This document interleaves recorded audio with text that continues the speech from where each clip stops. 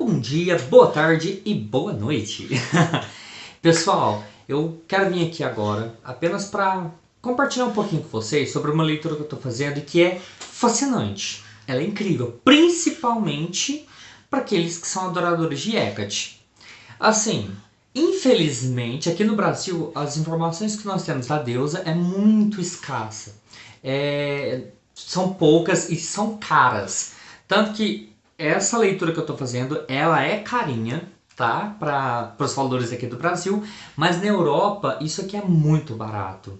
Nos Estados Unidos, é mais barato ainda.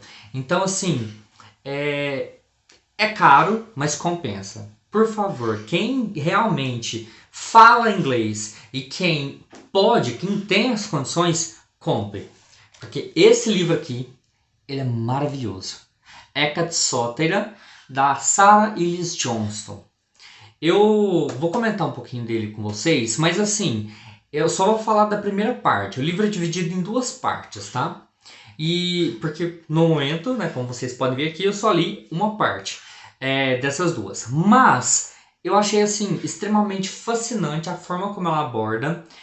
Não é um livro sobre bruxaria, não é um livro sobre magia, é um livro academicista.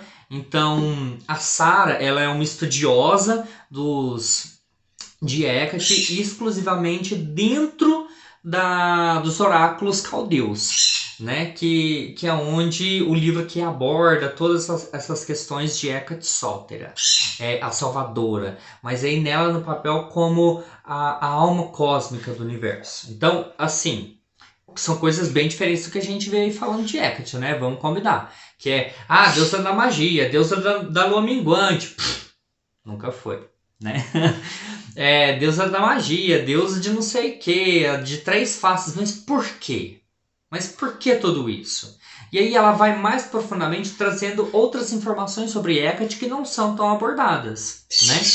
Então aqui, ó, aqui no índice do livro, algumas pessoas, né, Fred, vão odiar de eu fazer isso aqui com o livro, mas enfim, aqui na parte 1, ela se chama os deveres cosmológicos de Hecate, segundo os oráculos caldeus. E aí no capítulo 1 ela aborda a alma cósmica no meio platônico, né? Que aí, o que é essa alma cósmica? E qual o papel dessa alma cósmica, a função dela dentro da soteriologia dos caldeus, né? Depois, no capítulo 2, vem falar da natureza mais recente de Hecate, né? Como que ela geralmente é vista, trabalhada, assim, não na modernidade, não aqui na nossa contemporaneidade, né? Mas lá no século 3, 4, quando estava praticamente acabando o paganismo, né? E o cristianismo sendo o monopólio aí dos estados, como que Hecate era vista já nesse tempo, né? Que é a forma mais recente, né? Depois do capítulo 3 vai falar dos papéis antigos de Hecate como uma guia ou intermediária. E aí ela divide esse capítulo em duas partes. A primeira como a Senhora da Lua. E aí, por que Hecate se tornou a Senhora da Lua e como que equacionaram Hecate com a Lua? Porque isso não havia sido feito antes. A deusa da lua, para os gregos, sempre foi Selene. Posteriormente, com a equiparação de Apolo com o Sol, pensaram, beleza, Ártemis como irmã gêmea de Apolo, e o Sol e a Lua são irmãos, então Ártemis também é a deusa da Lua. E só posteriormente que Hecate foi equiparada à Lua. Então, isso é de certa forma recente para Hecate. Não é uma coisa, nossa, a Hecate sempre foi a deusa da lua, a deusa da magia. Não, deusa da magia sim, mas da lua não. E aí ela explica o porquê que ela pegou essa atribuição para ela, como senhora da lua, tendo essa função de intermediária, tá? E depois ela, na parte 2 desse capítulo 3, ela vai falar de Hecate Cliducus, que é a portadora das chaves, né? o que significa ser a portadora das chaves? O que significa ela ter esse instrumento mágico à sua disposição? Porque, sinceramente, a visão que eu tinha, segundo leituras modernas que eu fiz, né, sobre Hecate e tal, tratam a chave de uma forma, mas aqui na forma clássica, como era vista, entendida e trabalhada Hecate Cleiducus, é de uma forma bem diferente. Bem diferente. Por exemplo, Hecate Cleiducus, ela. Quem que porta as chaves? Quem que é o guardião de algum local, das cidades? Sempre é aquele que protege, que resguarda, certo? Por exemplo, a Hades, Perséfone, eles têm as chaves dos portões do inferno. Então eles protegem, impedindo que qualquer coisa saia. Então, o símbolo de Hecate, como com as chaves, não é de trazer abertura, de não sei o que. Não, não tem nada a ver. É simplesmente de proteção, de guardar coisas, de manter para si e não deixar escapar. Esse era o papel principal de Hecate como portadora das chaves. Então, bem diferente, né? No capítulo 4, já vai falar Hecate e a alma cósmica dos caldeus. E aqui ela começa a mostrar que para os antigos, né, principalmente ali na Caldeia, na Pérsia, na Ásia Menor, que é onde surgiu o culto de Hecate, porque coisas que pouca gente sabe é que Hecate não é uma divindade grega em sua origem. Provavelmente ela vem ali da Anatólia, que é a Turquia. Então, ela começa a equiparar Hecate com a alma cósmica, né? E ela mostra que não é só ela, são vários autores, vários escolásticos que fazem essa equiparação. E ela também divide esse capítulo 4 em 3 partes. A primeira, a Hecate como a responsável por transmitir ideias, né? Mas essas ideias elas podem ser entendidas como os fluxos da existência. Então ela é a transmissora, tá? Depois, Hecate como aquela que faz uma ligação divisória entre partes. Porque, vejam bem, por exemplo, um dos símbolos de Hecate mais famosos são as portas, né? Por quê? Ela não está nem dentro de casa e nem fora de casa. Ela é o limiar. Então, Hecate como deusa limiar, como aquela que faz uma ligação da divisão das coisas, né? Que está ali para fazer essa divisão.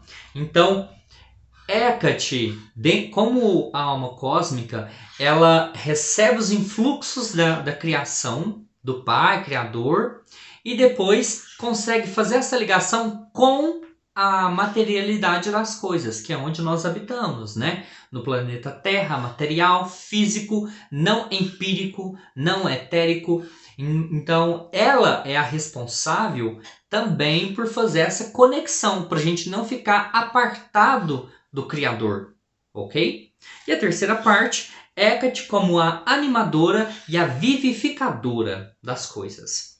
Nesse sentido, ela trata aqui no livro Hecate como a responsável, ela até cita esse fragmento dos oráculos caldeus frequentemente, que é o fragmento 51, que fala que a luz das ideias, dos influxos de criação do Criador são direcionados para o útero de Hecate, que é a alma cósmica, a fonte da vida, e do útero dela é emanado aqui para a criação, para um segundo criador, que eles chamam de demiurgo nos oráculos caldeus.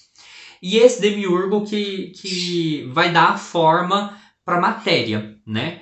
Mas se não fosse por essas transmissões de influxos do Criador, não existiria vida. Então, Hecate é responsável por trazer a animação, né? Deixar as coisas animadas e também vivas, né? Não apenas vivas de andar, de se locomover, mas viva também de ter alma, Então, todas as coisas têm alma, e quem dá essa alma é Hecate. Por isso que ela também é chamada de fonte das fontes, ou fonte das almas, ok?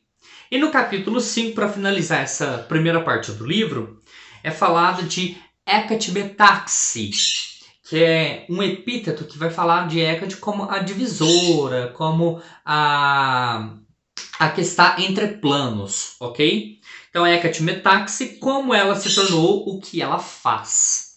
E aí ela vem só para... É um capítulozinho simples, só para complementar tudo que já foi dito e para coroar tudo que ela já tinha abordado no livro. Depois, assim, eu não vou falar da parte 2, mas eu vou falar do apêndice que tem aqui no livro. Porque esse apêndice, ele basicamente, eu também já li ele vem reforçar o que foi dito lá na parte 1, que é evidências para equacionar Hecate e a alma cósmica. E aí ela mostra pelos próprios fragmentos dos oráculos caldeus que eles citam, eles provam sim que Hecate, ela é a alma cósmica. Então Hecate, aqui nesse livro, ela não é abordada apenas como uma deusa da feitiçaria. Na verdade, foram poucas as vezes que ela citou Hecate como a deusa das bruxas, dos feiticeiros, dos teurgistas. Pelo menos em todas essas partes que eu li. Ela veio apenas mostrar uma outra faceta de Hecate que é pouco conhecida, pouco explorada. Então, assim, para quem cultua, eu super recomendo esse livro. Ele é extremamente essencial no nosso culto, né, pessoal, para a deusa Hecate. Mas infelizmente esse livro não tem traduzido, tá? Ele é um livro só em inglês, eu comprei pela Amazon, tá? Quando eu estava lá na Europa. Obrigado, Fred. Então, sem esse livro, eu não teria inúmeras informações que a gente às vezes vê aí por aí falado e não conseguimos compreender. Então, quem tiver oportunidade, compre, tá bom? Essa é a dica de hoje. Fiquem ligados, comentem, curtem. Em breve eu trago aqui a parte 2 do livro para vocês, tá bom? Beijos!